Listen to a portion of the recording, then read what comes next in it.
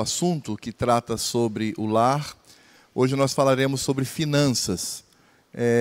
Nós sabemos que isso é uma área muito delicada e é uma área muito problemática para alguns crentes. Então nós vamos aprender de hoje. Acredito que não esgotaremos o assunto hoje, até porque não dá. Então nós aprenderemos sobre como lidar com o dinheiro. João Calvino, quando escrevia a sua obra maior, que são as Institutas da religião cristã, ele dizia que o crente ele deveria trabalhar bastante, produzir bastante, ele deveria poupar bastante e ele deveria ter uma vida absolutamente simples. Ele, inclusive, chega a usar a expressão frugal. A expressão frugal é uma vida extremamente simples, vivendo com o necessário. E ele dizia que essa economia, esse dinheiro poupado, deveria ser utilizado para ajudar os necessitados. Então, eu creio que é a partir dessa perspectiva que nós aprenderemos à luz das Escrituras. E eu convidei o nosso irmão Joaquim Moreira, ele é economista, e ele tem estudado sobre esse tema, a economia à luz das Escrituras. Então, isso estava no projeto. A princípio, eu iria ministrar esse tempo, mas se nós temos um economista que pode fazer essa aplicação a partir das Escrituras, então nós vamos utilizar esse querido irmão. O processo é o mesmo, a gente vai ouvir e, ao final, se houver tempo, a gente abre para perguntas, se não, a gente segue no próximo domingo. Eu vou pedir para que os que puderem, por favor, se sentem desse lado. Está muito longe lá, muito distante. Gessino, sente-se aqui na frente com a sua amada aqui, ó. Dê exemplo aí como um presbítero. Vamos lá. Então, vou pedir para que os que puderem, por favor, se assentem aqui. Aqui na frente tem muito lugar. Não tem dificuldade nenhuma. Vocês vão ver a exemplo do nosso presbítero. Sentar aqui na frente não traz nenhuma dificuldade. Tá certo? Joaquim.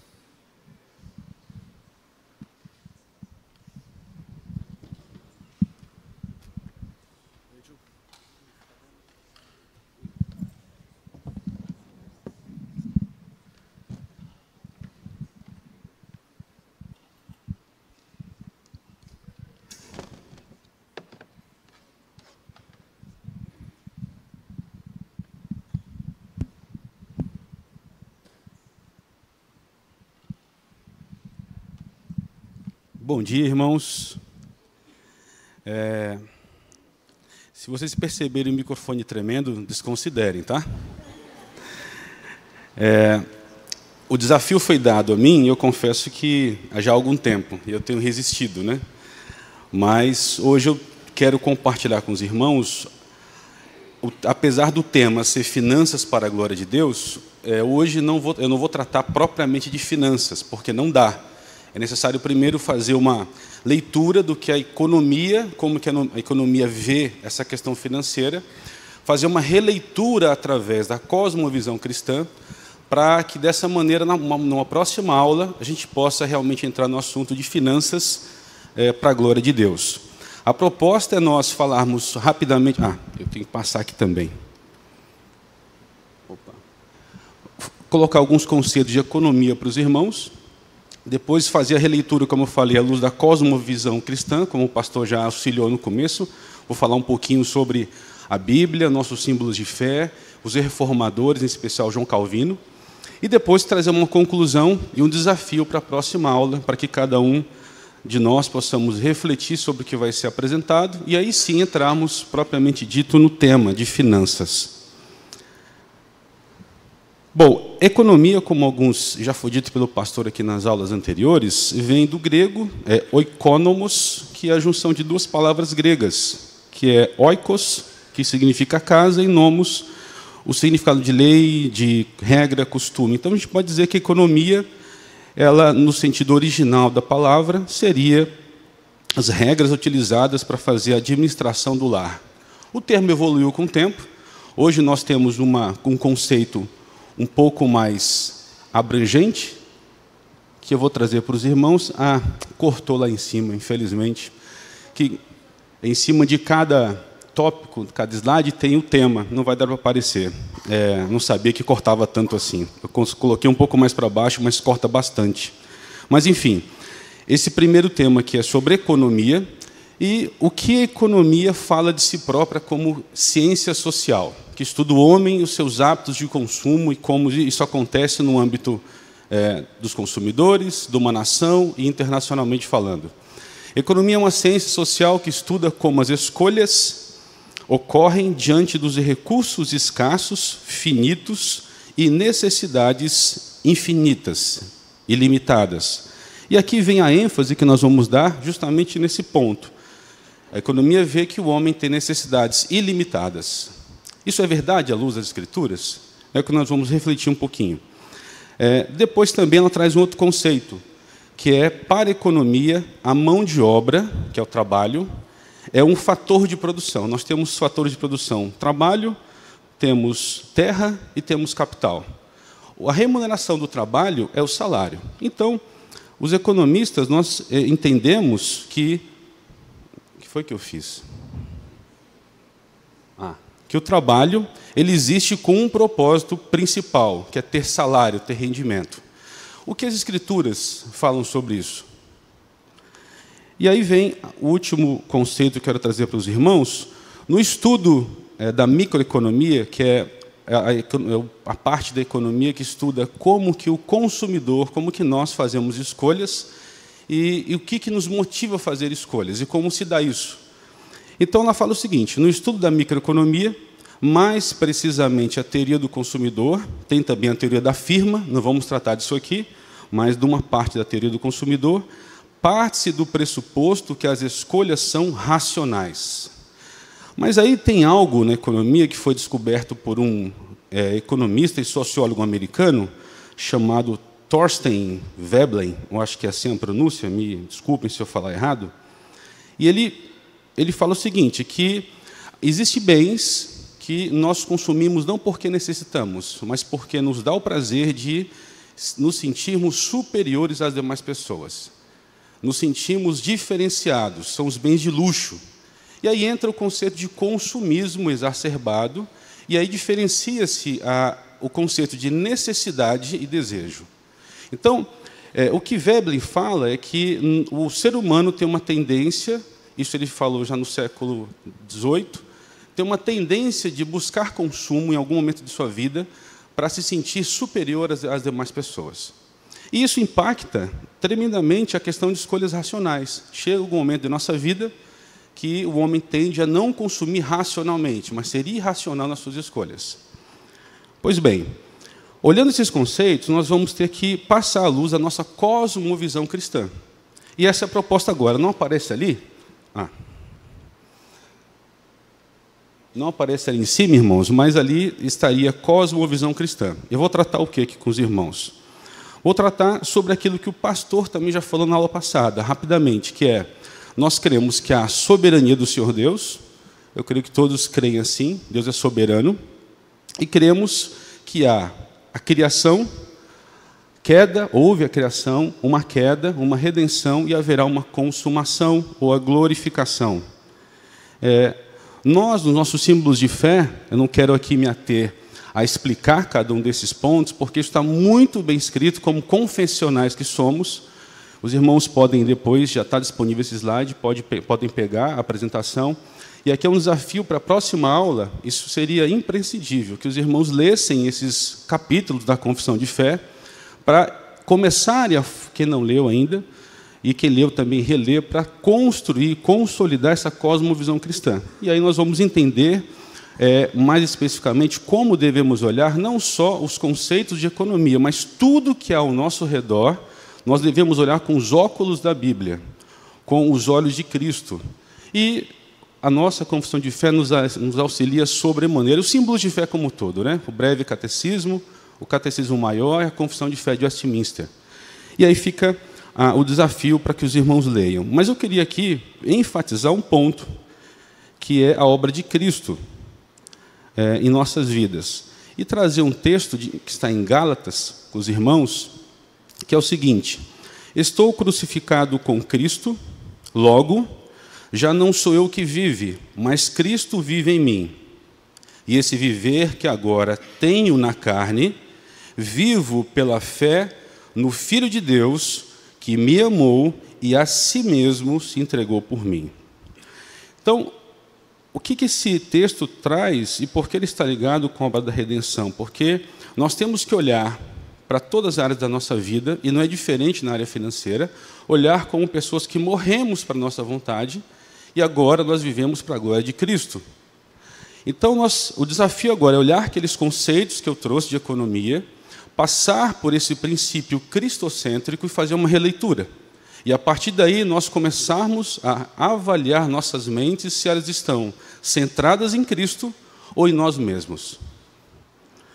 Prosseguindo, agora eu vou pegar aqueles mesmos conceitos que nós vimos e pensar, será que, à luz das Escrituras, as minhas necessidades elas são realmente ilimitadas? Eu nunca vou ficar satisfeito, sempre eu devo consumir mais, ter mais?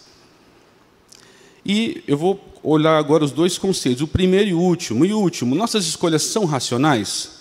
À luz das Escrituras, eu sou confrontado com o princípio do contentamento. Eu tenho que avaliar esses conceitos e vejo que não, as minhas necessidades não devem ser ilimitadas. Eu devo olhar para a minha vida e ser contente. Então já começa a ruir um conceito da economia. As nossas escolhas são sempre racionais? Já entendemos que a própria economia fala que não. Então, ao fazer escolhas, eu tenho que também lembrar de um princípio bíblico chamado contentamento. E esse trabalho, será que o meu trabalho ele existe com o único objetivo de ter um sustento, de aumentar minha renda, ser rico, com o fim de ter um conforto e deixar um patrimônio para a próxima geração? Será que é só isso? E aí, à luz da economia, nós, antes de tratarmos de trabalho, e vamos falar muito sobre Calvino nisso, existe a necessidade de entendermos o conceito de vocação. Então, daqui para frente, nós vamos tratar, entender melhor, o contentamento à luz das Escrituras e à luz da história, olhando os reformadores, e também o conceito de vocação, à luz das Escrituras, nossos símbolos de fé, e também olhando os irmãos piedosos do passado. Bom, então, como eu propus... desculpa, eu estou falando aqui, meus irmãos, e não passo para vocês aqui, né? Fica difícil. Essa era a proposta, tá? Agora que eu percebi. Vou me acostumar até o final. Então, contentamento e vocação. Falando sobre contentamento, eu trouxe esse texto bíblico para os irmãos, para nós meditarmos, Mateus 6, 31, 33, que é ali no Sermão do Monte, em que o Senhor Jesus fala o seguinte sobre os discípulos em relação às inquietudes da vida. Portanto, não vos inquieteis, dizendo, que comeremos, que beberemos, ou com o que nos vestiremos? Porque os gentios é que procuram todas estas coisas, pois vosso Pai Celeste sabe que necessitais de todas elas. Buscai, pois, em primeiro lugar, o seu reino e a sua justiça, e todas estas coisas vos serão acrescentadas. Quais são estas coisas, meus irmãos? É justamente o que comer e o que vestir. E a ênfase aqui não é buscar essas coisas, não é, como a economia fala, ser satisfeito num consumo exacerbado e irracional, mas olhar primeiro para o alto. Nós fomos glorificados, somos santificados, somos salvos em Cristo, estamos na santificação, na perseverança dos crentes, na santificação, com olhos fixos na consumação, na glorificação. E é aí que tem que estar a nossa motivação. E é o que o nosso Senhor Jesus fala muito bem claramente para os discípulos, e isso ecoa para nós hoje. Eu quero trazer outro texto que está em Eclesiastes. Quem ama o dinheiro jamais dele se farta, e quem ama a abundância nunca se farta da renda. Também isto é vaidade. A ênfase que eu trago aqui é quem ama o dinheiro jamais dele se farta. É um princípio que todos os irmãos conhecem, e aí eu começo a entender melhor o contentamento ou a falta dele, onde está o problema. E começa a surgir uma luzinha vermelha chamada idolatria, que nós vamos falar no final dessa apresentação sobre isso. E outro texto bíblico, fechando aqui, 1 Timóteo, aqui o apóstolo Paulo fala para o seu discípulo Timóteo o seguinte: de fato, grande fonte de lucro é a piedade com o contentamento, porque nada temos trazido para o mundo, nem coisa alguma podemos levar dele. Tendo sustento e com o que nos vestir, estejamos contentes. E aqui nós vemos a ênfase que eu quero trazer, é sobre, reafirmando o ensino do nosso Senhor Jesus, tendo o sustento e com o que vestir, estejamos contentes. E o que é lindo também nesse texto, meus irmãos, é que para nós, no conceito de economia, lucro, ele é a remuneração do capital, é o juro. Porém, nós olhamos para as Escrituras e vemos que o lucro é o contentamento, é a piedade com contentamento. É nós olharmos para quem somos, olharmos para o que Cristo fez e pautarmos nossa vida no caráter de Cristo com os olhos fixos na glória. E isso é lucro para o crente. Então, o conceito é totalmente inverso. E nós temos que, quando falarmos de finança na segunda aula, querendo o Senhor Deus, não esquecermos disso. Porque se Deus coloca em algumas vidas uma abundância maior, é um propósito, e que nós vamos ver daqui para frente. Mas é importante até aqui ficar claro, o contentamento é a chave, e não o consumo desenfreado. Seguindo aqui, ainda para concluir agora a questão do contentamento, eu trago uma frase de C.S. Lewis, que ele fala o seguinte: se nós nos encontrarmos com um desejo que nada neste mundo pode satisfazer, a explicação mais provável é que fomos feitos para o outro mundo. É interessante como Deus me confrontou muito, como eu fui muito envergonhado fazendo esse estudo. Como tudo que eu estou falando aqui, meus irmãos, eu fui mais envergonhado do que, apesar de olhar, os irmãos pensarem, pô, o irmão é um economista, e mais eu ofendo a Deus nessa área do que eu glorifico. E essa reflexão de contentamento, ela foi muito forte para mim. E se alguém olha para essa frase, é lógico, isso aqui ecoa o que as Escrituras dizem sobre contentamento, não vem de C.S. Lewis, vem de Cristo esse entendimento.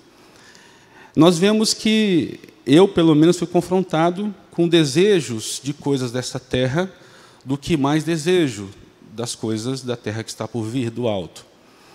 E se os irmãos sentem esse peso como eu senti, a solução, a própria Escritura nos traz, no Salmo 37, verso 4, que fala o seguinte: agrada-te do Senhor e Ele satisfará os desejos do teu coração.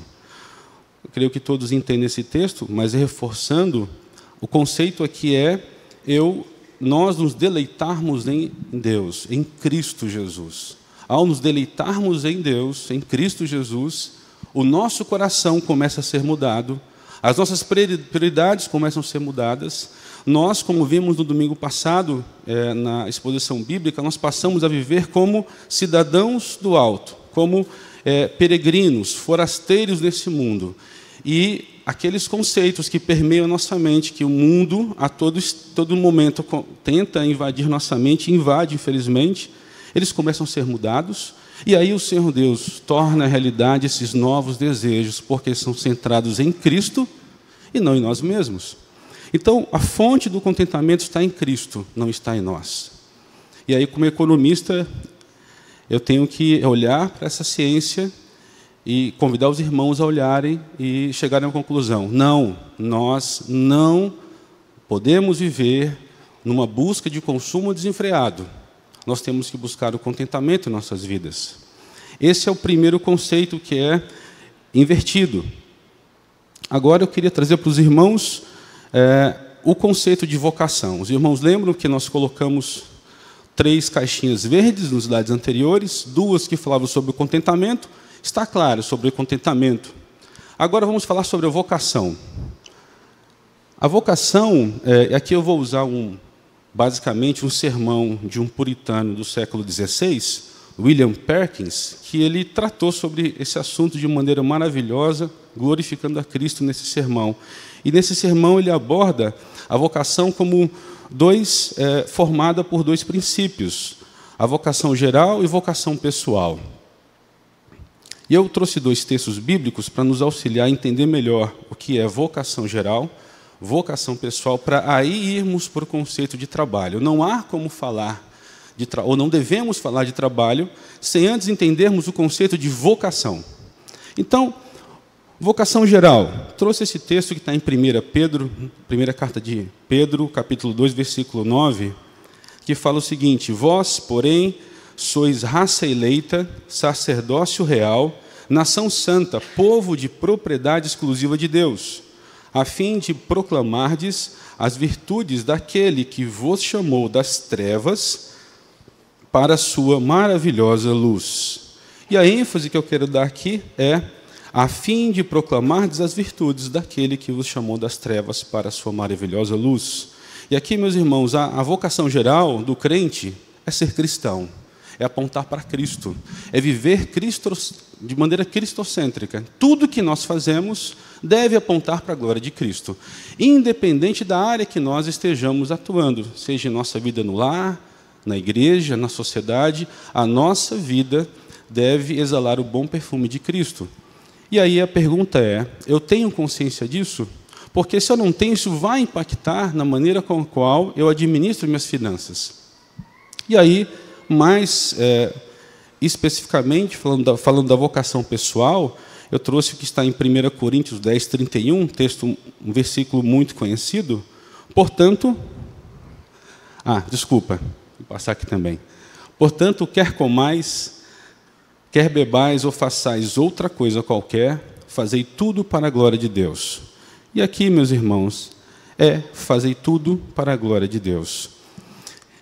Eu não sei os irmãos, mas eu só passei a ter essa cosmovisão há mais ou menos uns 4 a 5 anos. Depois de mais de uma década caminhando com o Senhor, é que eu vim entender que não há área do conhecimento humano, não há área de atuação humana que Cristo não deva ser glorificado. É aquela velha visão incorreta que, infelizmente, muitos irmãos que não percebem mais têm, que é separar a vida entre sagrado e profano. Essa dicotomia é terrível. E isso, muitas vezes, essa falta de compreensão, de vocação geral específica, vai impactar também nas finanças. Eu olho minhas finanças de uma maneira que eu posso tratar como eu quero. E, na verdade, eu tenho que tratar das minhas finanças como o Senhor Deus determina na sua Escritura.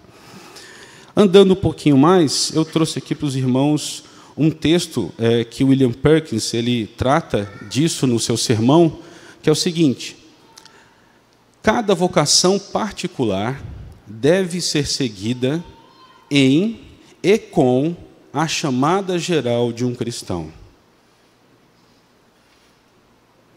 Continuando, não basta o homem ser um cristão em sua igreja e em sua conversa comum.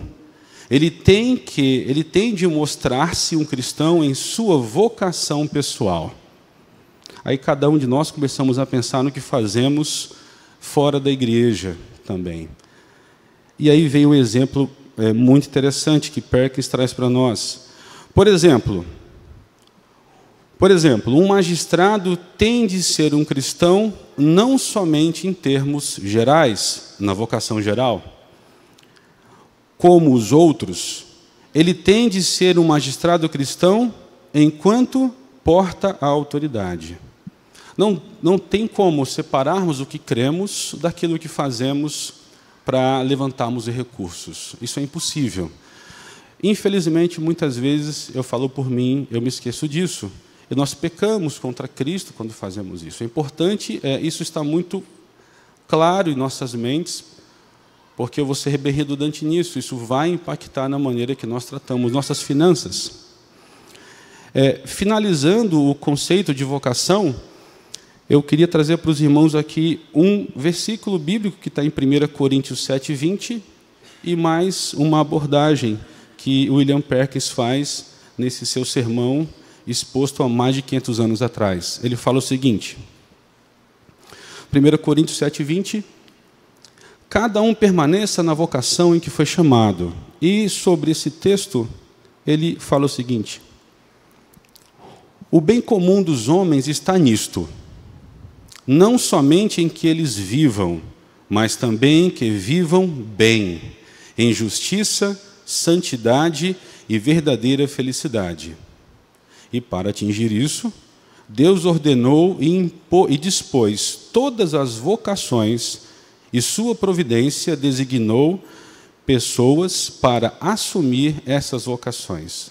Lembra do conceito de soberania, que eu creio que vocês vão ler ou reler, que está na nossa confissão de fé?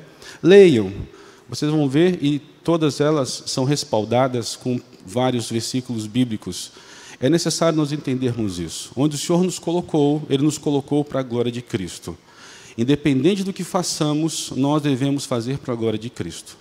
Então, só para não nos perdermos aqui, meus irmãos, o que nós fizemos até agora, entendemos o contentamento, entendemos a vocação, e agora vamos começar a caminhar para entender o trabalho.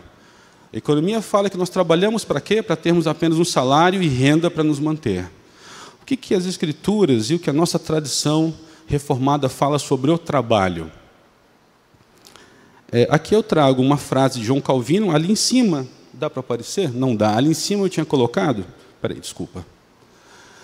Consequência, entendemos a vocação. E qual a consequência de uma pessoa que entende a vocação geral e especial, ou pessoal, ou particular? Essa pessoa, aqui eu trago uma frase de Calvino, do reformador, João Calvino, que diz o seguinte: o homem cumpre sua vocação por meio do trabalho. Ao entender a vocação, nós cumprimos essa chamada que está determinado, está debaixo da soberania do Senhor Deus, nós cumprimos por meio do trabalho. Ora, então, como que nós devemos olhar o trabalho? O trabalho ele não pode ser olhado como um aspecto solitário na vida do crente.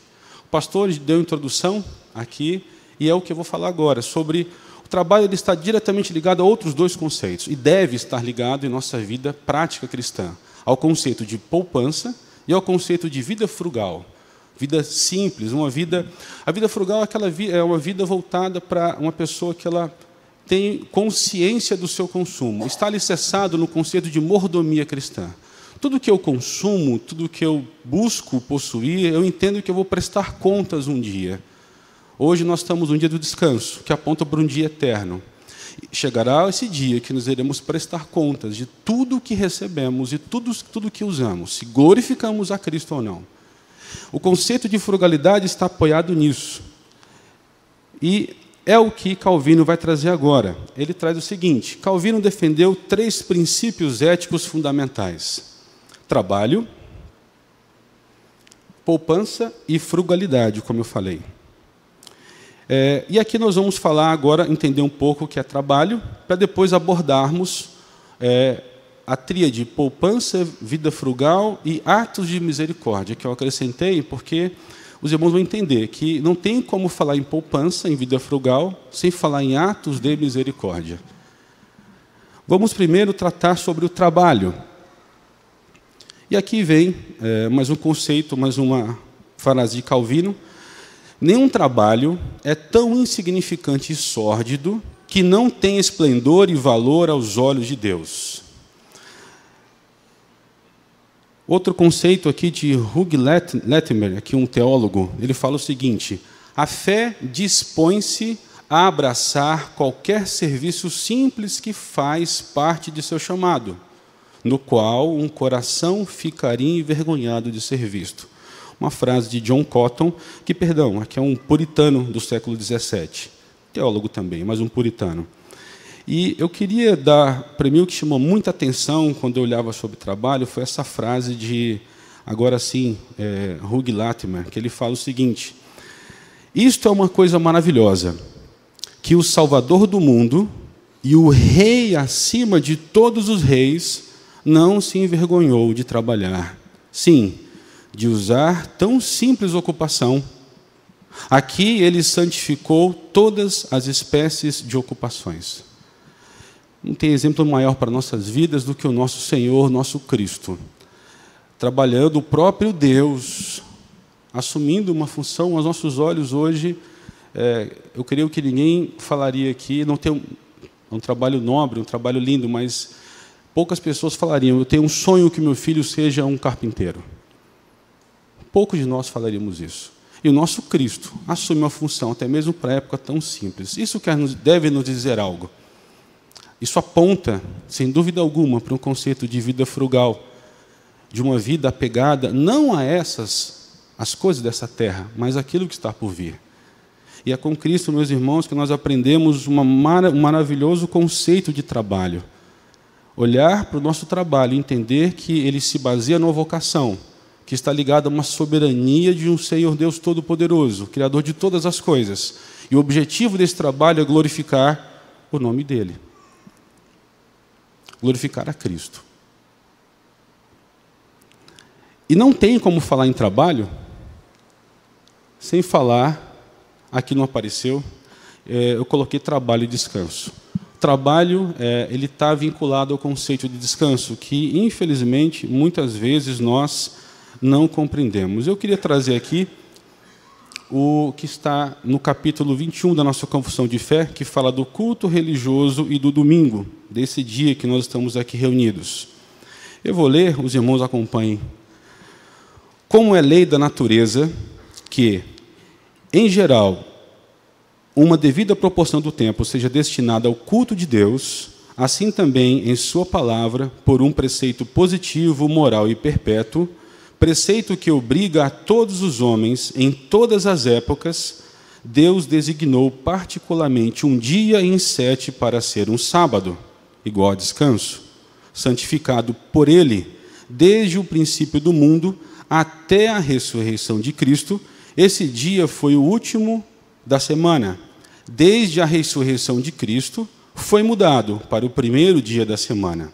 Dia que na Escritura é chamado Dia do Senhor, igual domingo, e que há de continuar até o fim do mundo como o sábado cristão. O item 8 desse capítulo fala o seguinte: este sábado é santificado ao Senhor quando os homens, tendo devidamente preparado o seu coração e de antemão ordenado os seus negócios ordinários, não só guardam durante todo o dia um santo descanso das suas obras, palavras e pensamentos a respeito de seus empregos seculares e suas recreações, mas também ocupam todo o tempo em exercícios públicos e particulares de culto e nos deveres de necessidade e misericórdia. Então, meus irmãos, falando em trabalho, eu não tenho como separar isso de descanso. E a pergunta vem: nós temos glorificado a Cristo no nosso descanso? Ou nós temos olhado para o trabalho como algo que é para acumular riqueza e ofendemos a Cristo e passamos a olhar para os dias da semana como todos os dias sendo iguais? Isso não quer dizer que todos os dias nós não devamos glorificar a Cristo, mas por ordem dele, um dia da semana, ele determinou que fosse tratado por nós de maneira diferente, que é o domingo, o dia do Senhor, que aponta para aquele dia eterno que iremos prestar contas de nossas finanças, a exemplo. Como temos vivido com isso? Vou dar uma pausa, eu acho que o meu tempo estourou, né? Ah, então tá bom. Ok, dá tempo então acabar. Então, nós vimos contentamento, vimos a vocação, entendemos o trabalho, entendemos o descanso. Agora nós vamos para o final da nossa reflexão, falando sobre... Obrigado, pastor. Obrigado. Nós vamos caminhando para o final, entendendo agora, ali não vai aparecer, só apareceu misericórdia, mas ali era para estar. Quer dizer, está, mas não está aparecendo. Cosmovisão cristã, poupança, vida frugal e atos de misericórdia. Já que entendemos vocação, trabalho e contentamento, vamos tentar entender um pouquinho aqui como devemos ver poupança, vida frugal e atos de misericórdia à luz das Escrituras.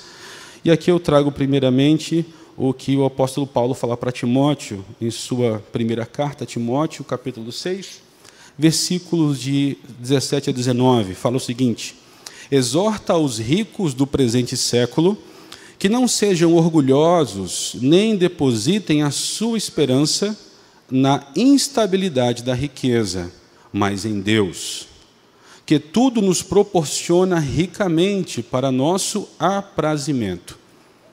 Que pratiquem o bem, sejam ricos de boas obras, generosos em dar e prontos a repartir, que acumulem para si mesmos tesouros, sólido fundamento para o futuro, a fim de se apoderarem da verdadeira vida. Eu já comento esse texto, mas antes eu queria trazer uma frase de Robert Woodrow, eu creio que é assim que se pronuncia, que é um teólogo do século XIX, século XX. Deus nunca deu um presente sem providenciar ocasião, uma vez ou outra, de exibi-lo para a glória de Deus. Pois, se enviasse riquezas, ele enviava homens para serem ajudados com isso. Eu já faço a reflexão dos 3 textos, trazendo o último, de Samuel Willard, que é um puritano, que fala o seguinte, puritano do século XVII: assim como as riquezas não são evidências do amor de Deus, assim também a pobreza não é sinal da sua raiva ou ódio. E aqui a ênfase que eu trago para os irmãos é: se Deus, por uma razão, debaixo da sua soberania, derramar riqueza sobre nossas vidas, ela tem um objetivo muito claro. Não é para nós sermos orgulhosos, nem para colocarmos esperanças nessas riquezas, mas para sermos generosos em dar e prontos a repartir. E aí começa a ficar um pouco mais claro com que olhos eu devo olhar para minhas finanças, para o conceito de poupança. A poupança, se for feita, é para ser feita com qual objetivo? O pastor Alfredo falou no começo. Não é para nos orgulharmos da nossa robusta conta corrente ou conta poupança, ou investimentos, ou propriedades, nem para termos esperanças nessas coisas, mas é para que nós estejamos sempre atentos ao nosso redor, com os irmãos da fé, prontos a dar e a repartir. Interessante o que Robert Woodrow ele fala, ele traz o conceito que impactou muito a mim, que sempre que o Senhor Deus trazer riqueza para nossas vidas, Ele vai enviar pessoas carentes para serem servidas por meio delas. E aí começa a apertar um pouco a nossa prática, pelo menos a minha vida, ela foi muito confrontada ao meditar sobre isso. Como eu tenho olhado para as minhas posses? Qual a motivação de eu administrar melhor minhas finanças? Qual a motivação, quando eu creio que muitos de nós olhamos o termo, vai ser aula sobre finanças, o que nos motivou a estar aqui? Foi olhar para o necessitado, poupar mais para ajudar mais pessoas, ou foi para eu ter uma vida mais confortável apenas, que isso não é errado, olhar para o nosso conforto, mas é a questão de prioridades. O que vem número 1 quando eu penso em poupança, em finanças? Meu conforto ou servir aqueles que passam necessidades nessa terra? E aí veio um conceito maravilhoso que nem sempre aqueles que têm muito, isso quer dizer que é uma evidência do amor de Deus. Como também aqueles que não têm nada ou têm muito pouco, estão debaixo da sua ira ou ódio. Ainda falando sobre poupança, vida frugal e atos de misericórdia, eu queria trazer aqui um texto que, na verdade, é um pensamento que eu trago, trazer um pouquinho aqui para não atrapalhar. Aqui é uma reflexão um pouco mais longa de Calvino, que eu achei maravilhosa, e ela foi muito importante para mim nesse momento de estudo, e eu queria compartilhar com os irmãos para nós compreendermos, à luz do pensamento cristão, à luz das Escrituras, essa vida frugal e atos de misericórdia. Diz o seguinte: o Senhor não nos prescreveu um homer ou qualquer outra medida para o alimento que temos cada dia, mas Ele nos recomendou a frugalidade e a temperança, e proibiu que o homem exceda por causa da sua abundância. Frugalidade, né? E aqui vem: por isso, aqueles que têm riquezas, seja por herança ou por conquista de sua própria indústria e labor, devem lembrar que o excedente não deve ser usado para intemperança ou luxúria, mas para aliviar as necessidades dos irmãos. Assim, isso é lindo, meus irmãos, assim como o maná, que era acumulado como excesso de ganância ou falta de fé, ficava imediatamente putrificado, assim também não devemos alimentar dúvidas de que as riquezas que são acumuladas à expensa de nossos irmãos são malditas e logo perecerão, e seu possuidor será arruinado juntamente com elas, de modo que não conseguimos imaginar que a forma de um rico crescer é fazendo provisões para um futuro distante e defraudando os vossos irmãos pobres daquela ajuda que a eles é devida. E aqui eu chamo a atenção para ficar mais claro para nós.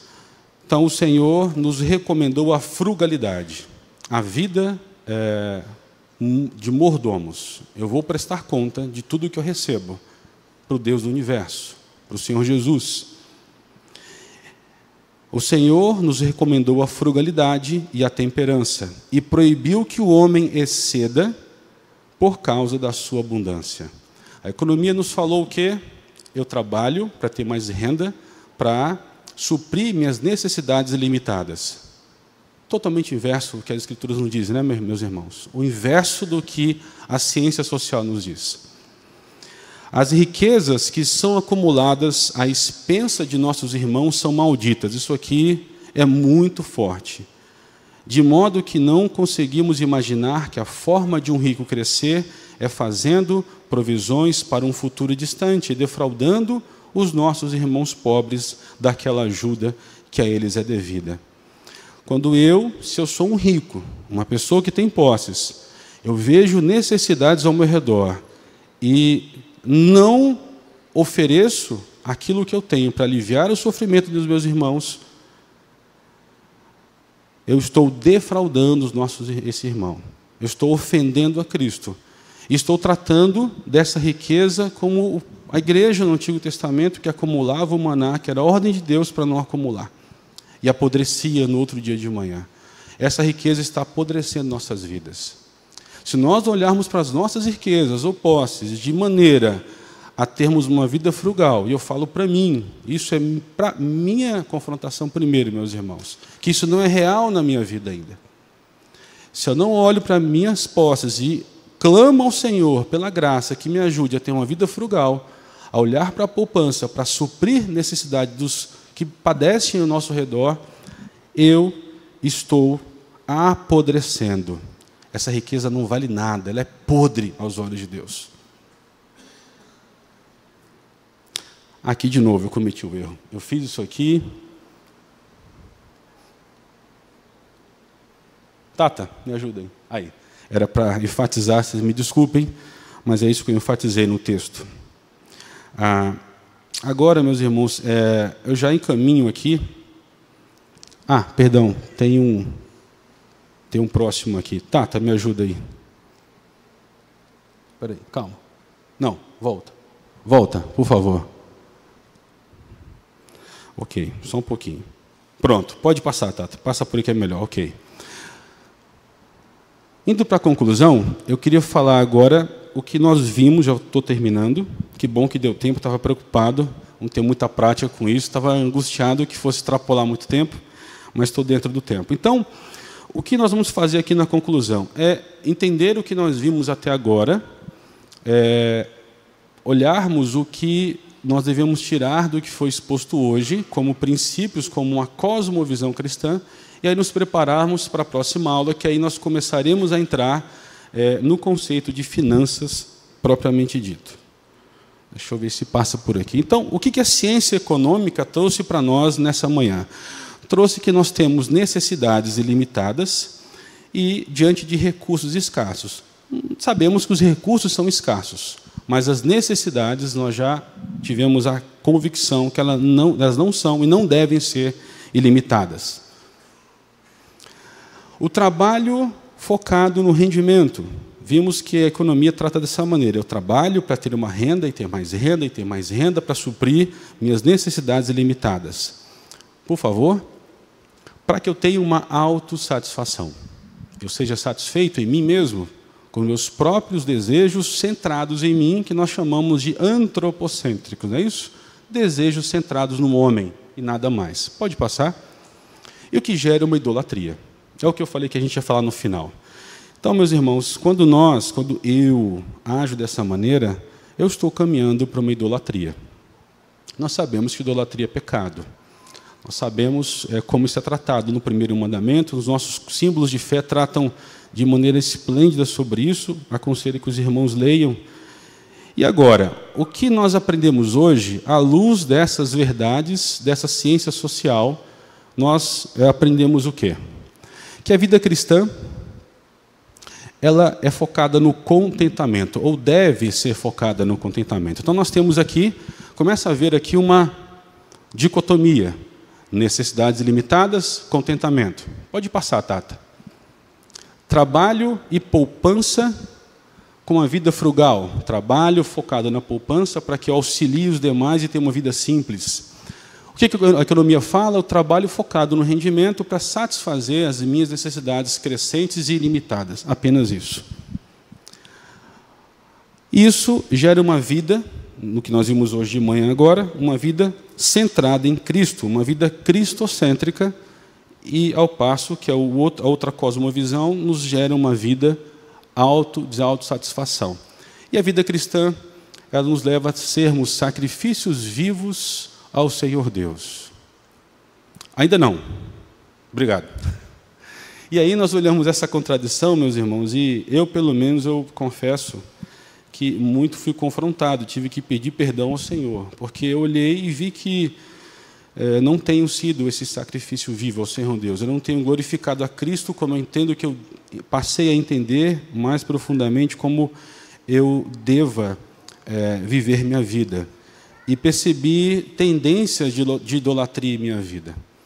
Então, o que eu gostaria de compartilhar com os irmãos é muito mais o meu pecado do que algum ensinamento.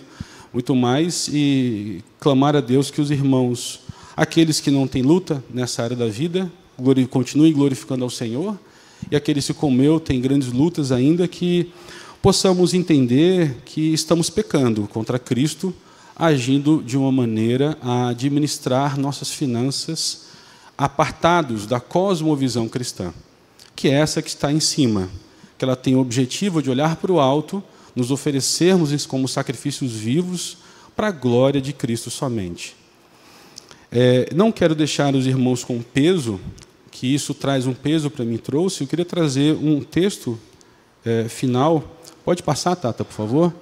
Que está em Lucas 12, 32 a 34, que diz o seguinte: Não temais, ó pequenino rebanho, porque vosso Pai se agradou em dar-vos o seu reino. Vendei os vossos bens e dai esmola. Fazei para vós outros bolsas que não desgastem, tesouro inextinguível nos céus, onde não chega o ladrão, nem a traça consome, porque onde está o vosso tesouro, aí estará também o vosso coração. Pode passar, Tata? A ênfase desse texto, meus irmãos, o Senhor não está mandando que saiamos daqui e vendemos tudo o que temos, até porque nós vemos discípulos que tinham posses. Vemos isso, Marta, as irmãs estiveram aqui semana passada, né? Marta, ela tinha uma residência, ela recebeu o Senhor Jesus em sua casa. Nós temos também o próprio discípulo amado, que aos pés da cruz, Cristo olha para ele e fala: filho, está tua mãe, mãe está teu filho. Para que ele tomasse conta daquela viúva, ele tinha que ter alguma posse. E temos vários outros exemplos nas Escrituras. Então, a ordem aqui não é que nós nos desfaçamos de tudo que temos, mas sim que nós olhemos para isso e entendamos que Deus, vosso Pai, se agradou em dar-vos o seu reino. Não há honra, não há riqueza, não há nada mais esplêndido do que isso. Então, a primeira realidade que nós devemos lembrar é isso. Não há nada nessa terra que seja mais precioso do que a dádiva da salvação. Creio que os irmãos olham para si mesmos como eu olho e eu falo, por que eu? Eu não entendo. Mas o Senhor Deus nos escolheu. E isso deve ser olhado como a maior riqueza. Como consequência dessa concepção, nós vamos avaliar como está o nosso coração. Se caminhando para uma idolatria ou para sermos sacrifícios vivos ao Senhor Deus. Porque onde está o vosso tesouro, aí estará também o vosso coração. Que para nós, para os irmãos que não têm posses, tenham convicção que o Senhor Deus quer que você os glorifique assim. Se amanhã vocês tiverem posse, ou aqueles que têm posse hoje, que entendamos que isso é para servir o próximo prioritariamente, não a nós mesmos, olhando para essa riqueza imensurável, essa bênção imensurável que é a salvação que nós já recebemos em Cristo Jesus. E aqueles irmãos que passam por necessidade, eu creio, nesses 2 anos e 3 meses que eu estou na igreja, para a glória de Cristo, eu vi muitos exemplos de nossa amada igreja, que ele está sensível a essa realidade. E se tem algum irmão que passa essa necessidade no nosso meio, ele deve se manifestar para que nós possamos ajudar. E se nós temos percebido alguém que passa necessidade, nós temos a obrigação honrosa de servi-los. Então, meus irmãos, é isso que eu queria compartilhar com vocês. Me desculpa se algum erro eu cometi ou algo, mas eu deixo aqui. Pode passar, Tata. Até a próxima semana, querido Senhor Deus, onde nós vamos começar, com a permissão do bom Deus, a tratar sobre finanças mais especificamente, mas sempre voltando para esse conceito de cosmovisão cristã, que é necessário, pelo menos para mim, para balizar meu coração tendencioso para aquilo que ofende a Cristo. Amém, irmãos? Desculpa. Tem perguntas? Pode. Vai até aí, não? Não vai. Na verdade, é um comentário e uma pergunta. O comentário é que a questão do contentamento significa conformação, né? Tipo assim, eu sou de determinado salário, vou me conformar com aquela vida. Mas se enquanto eu estiver naquela situação, eu não vou murmurar, né? Vou dizer assim, vou viver daquela forma para a Deus, mas isso não me impede de buscar melhorar, né? Isso é só um comentário. Uhum.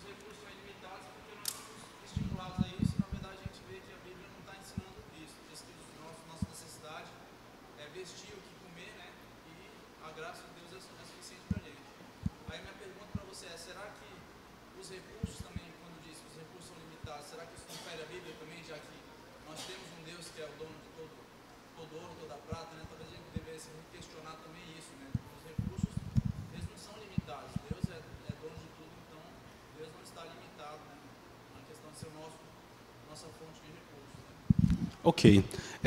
O irmão falou o seguinte, a primeira foi um comentário, e eu não trouxe essa frase, eu não lembro a frase de qual puritano que é, mas ele fala, se você... Eu vou parafraseá-lo, tá?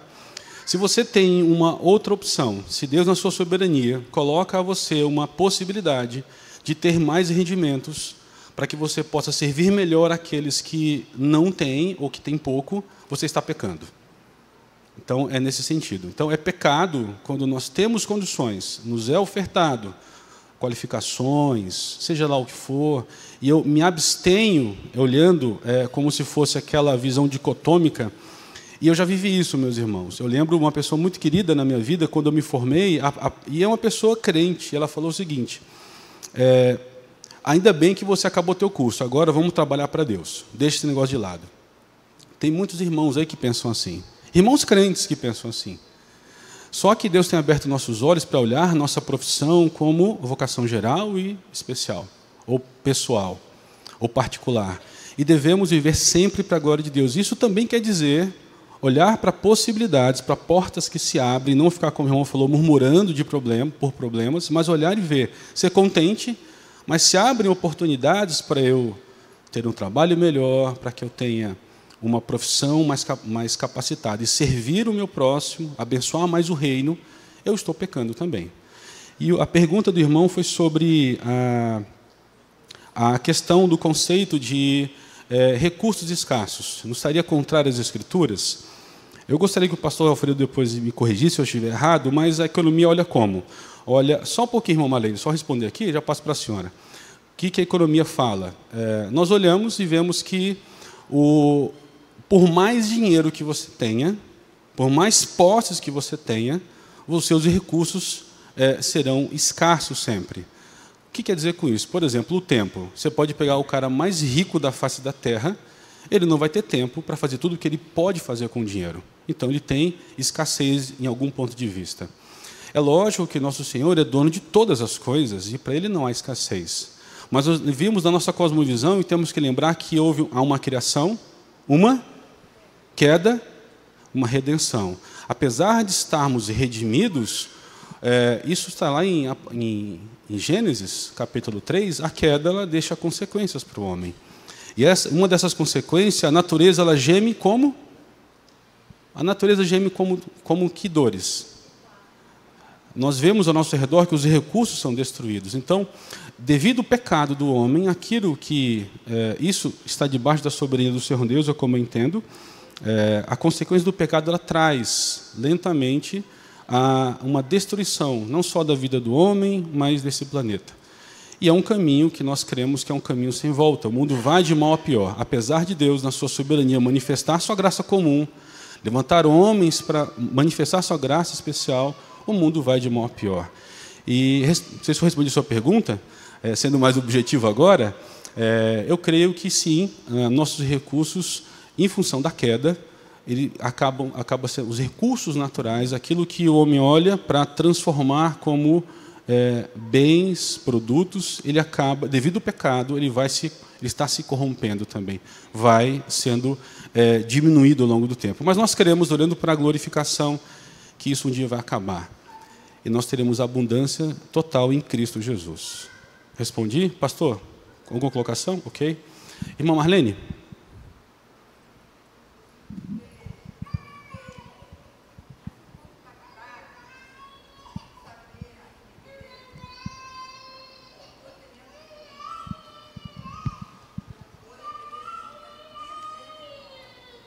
Não estou ouvindo.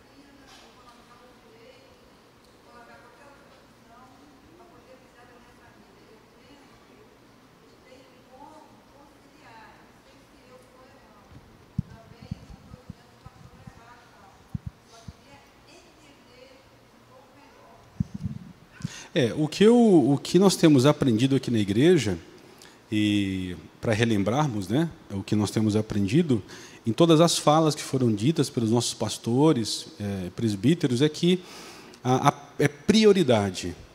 Nós entendermos, irmã Marlene, o conceito de prioridade. Nunca foi dito e nunca será dito que é proibido a mulher trabalhar. E nunca foi dito aqui na igreja.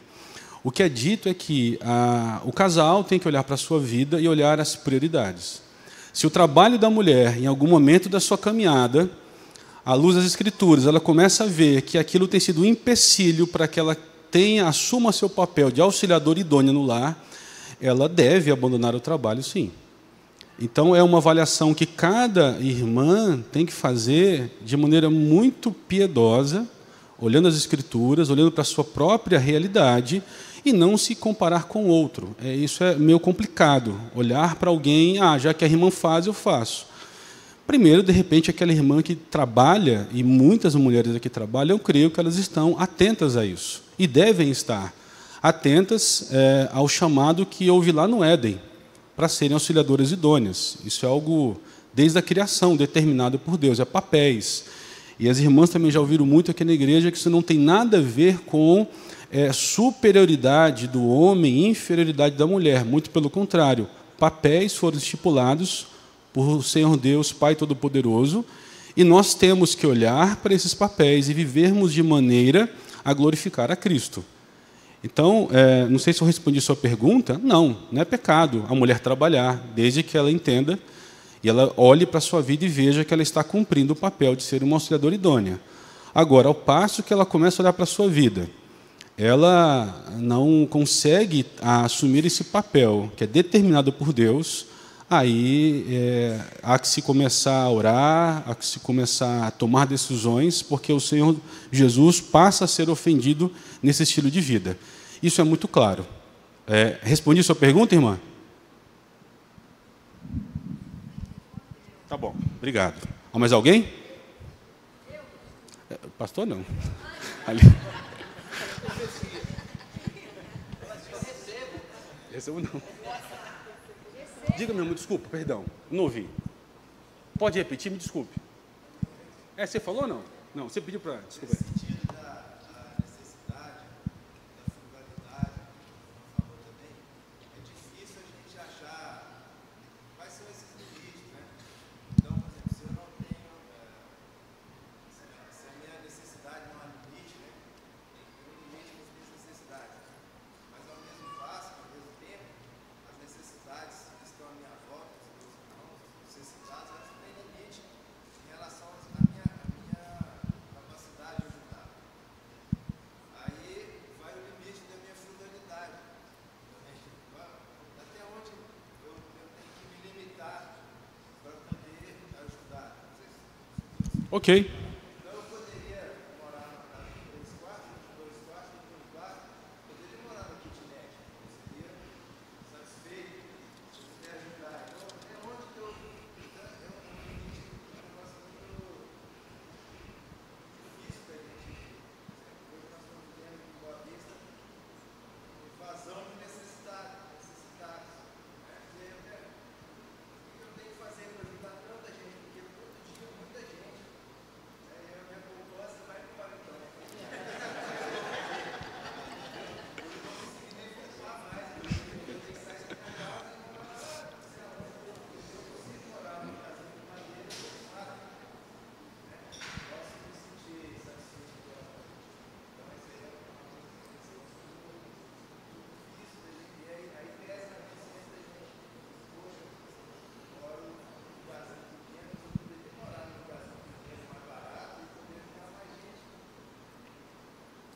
Entendi.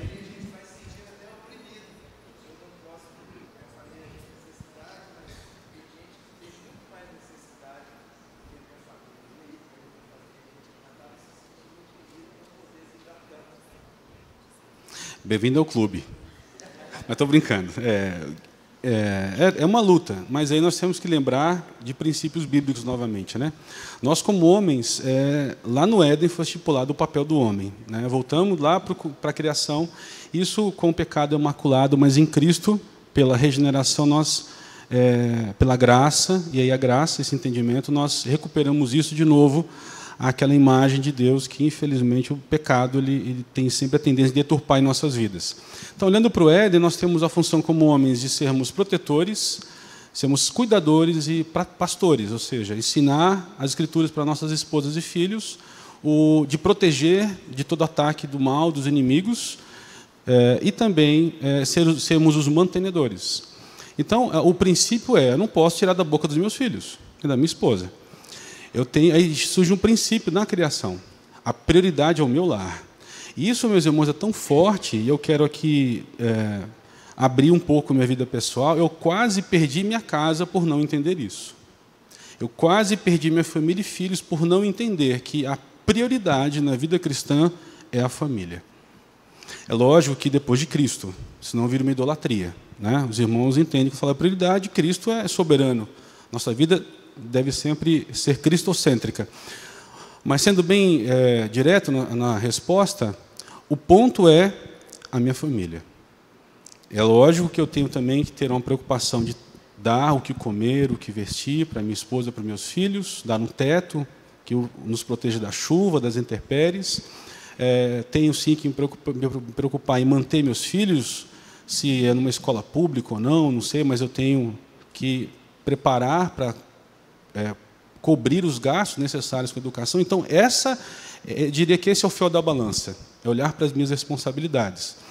Paulo ele fala sobre isso, né? Aqueles que não conseguem viver solteiros, casem, mas sabem que a partir daí você terá prioridades, né? Você vai ter que olhar para a sua família, você vai ter que olhar para a sua casa e glorificar a Cristo nisso.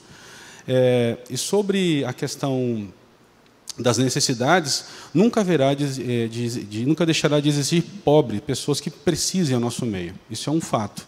E é por isso que cada vez mais, não somente o irmão que se sentiu incomodado, aquilo que todos nós aqui, todos nós temos que olhar, porque se todos que têm um pouco de posse olharmos para aqueles que não têm, inclusive, eu não vou trazer no decorrer das aulas mais textos, mas a cosmovisão cristã reformada é que até o pobre ele pode ajudar também.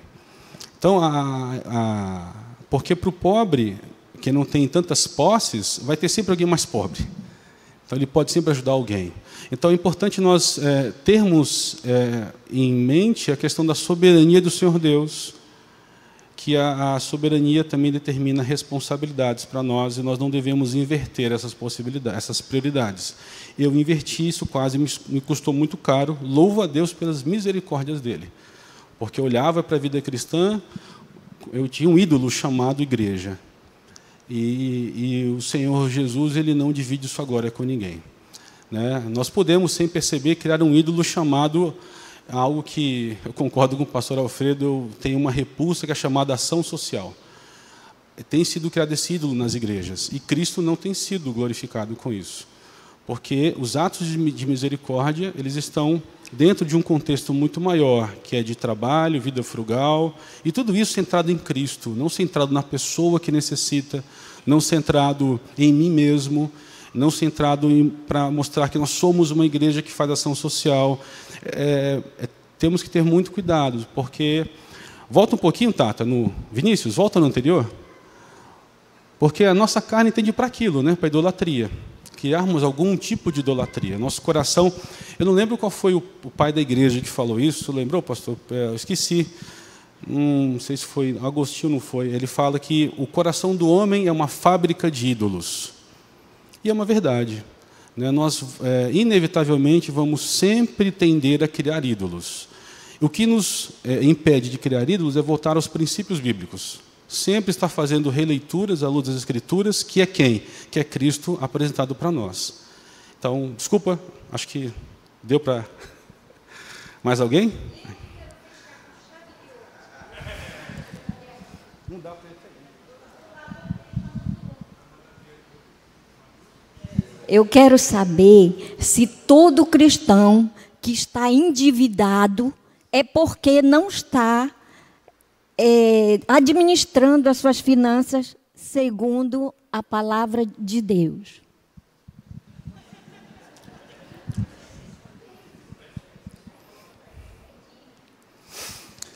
Lamento dizer que sim.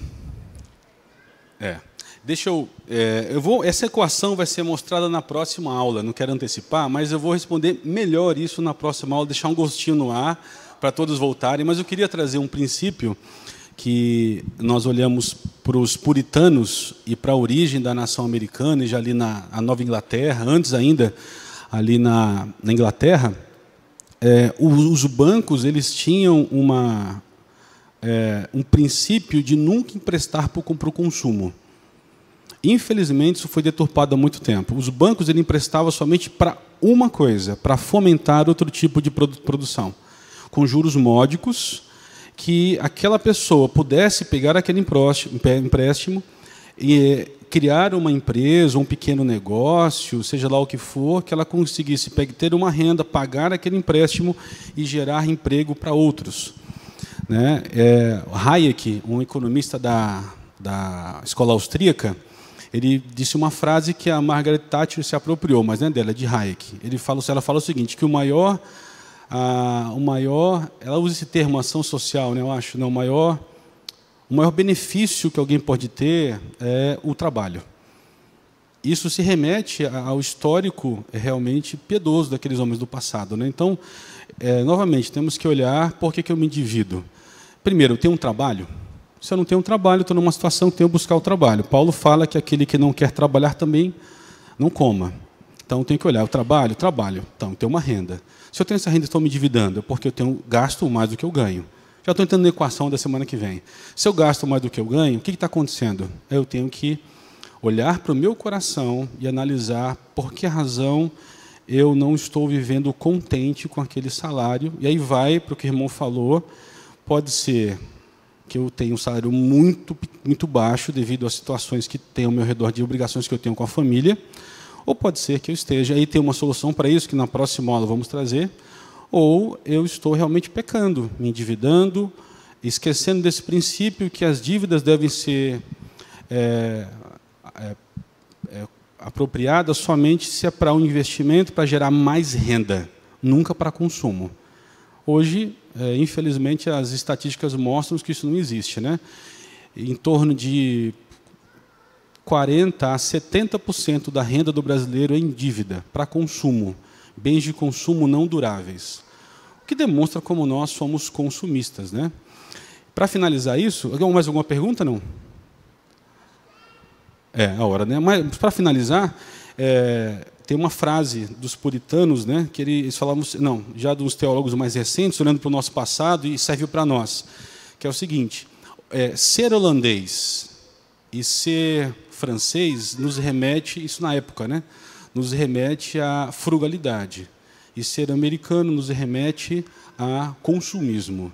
Então, nós também temos que olhar para a nossa vida e ver o que... Isso é uma palavra de um Joel Bick, né, de um homem do nosso tempo agora, que olha para o passado, no seu livro Vivendo para a Glória de Deus, ele olha, hoje, ele mesmo como sendo americano, uma nação que, infelizmente, tem perdido aquela cosmovisão dos pais do passado. E vejo que nós, muitas vezes, olhamos para o presente quando deveríamos olhar para o passado tão piedoso daqueles homens, os puritanos, e acabamos praticando os erros que nos levam à angústia, a sofrimento nessa terra. Então, até a próxima semana, querendo o Senhor Deus, e que só o nome dele seja glorificado, eu só lhe deu glória. Obrigado, irmãos. Eu passo para o pastor orar no final, pode ser, pastor?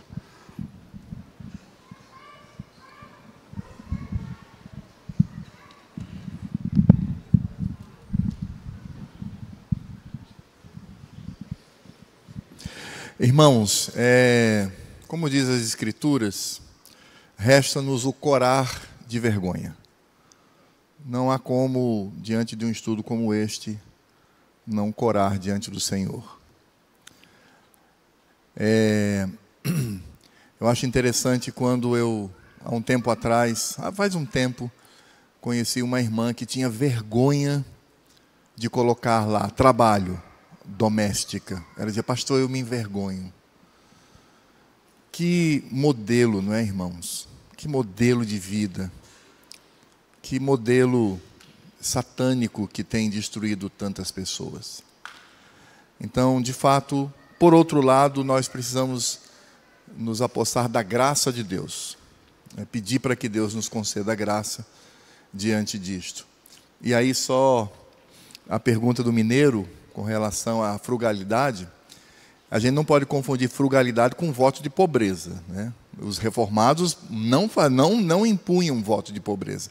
Isso é coisa, né, do católico, lá do século XI, século XII, onde ser pobre é ser mais santo. Não é isso. Né? Frugalidade é você ter uma vida simples, mesmo tendo uma boa renda. Você ter uma vida simples.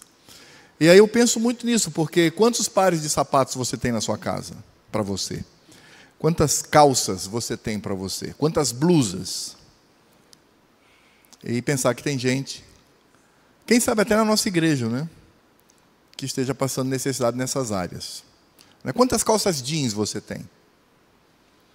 Então é isso, é repensar a nossa mentalidade e com isso perceber que as ciências humanas, elas buscam nos ajudar, mas elas são falhas, né? Então agora quem começa a apanhar é a economia. Ontem foi, domingo passado e retrasado, foi a ciência política. E a gente vai demonstrar que as Escrituras têm resposta para tudo. Fiquemos de pé e oremos ao Senhor. Senhor Deus e Pai, como eu afirmei, resta-nos o corar de vergonha, porque somos consumistas, somos egoístas. Nós queremos, ó Deus, nos promover sempre e, por imitação, queremos, ó Deus, ostentar. Porque precisamos, meu Pai, fazer a pergunta que não cala em nosso coração. Por que eu quero ganhar mais? Por que eu desejo uma carreira? E nós precisamos, ó Deus, reconhecer que muitas vezes a resposta passa muito longe da glória de Cristo. Ó Deus, entender que somos peregrinos sobre essa terra é difícil, meu Senhor. Como é difícil. É difícil entender que estamos passando uma chuva neste mundo. É difícil entender que a nossa riqueza, a nossa fortuna, a nossa grande poupança está na eternidade. E nós não trabalhamos por ela. Quem trabalhou foi Cristo. E nos deu gratuitamente. Ó Senhor, ajuda-nos a remodelar o nosso coração e a nossa mente para a Tua glória. E, ó Deus, prepara-nos ao longo deste dia que é do Senhor. Logo mais estaremos aqui novamente, mas não para ouvirmos um estudo, mas para cultuarmos a Cristo. Por isso, prepara-nos, ó Deus, e dá-nos alegria neste processo. É em Teu nome, ó Deus, no nome do Teu Filho que eu oro. Amém. Bom dia do Senhor, meu querido. Deus o abençoe e até logo mais.